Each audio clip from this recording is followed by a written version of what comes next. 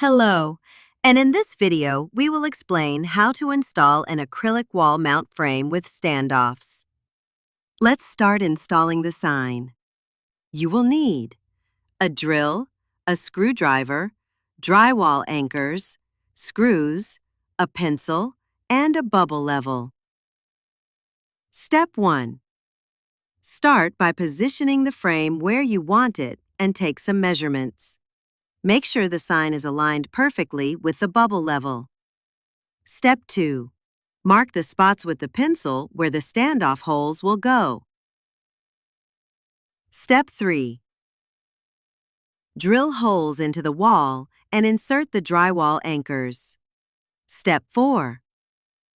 Screw the standoff bases into the anchors.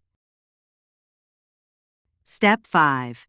If there's any protective film on the frame, go ahead and peel it off. Step 6.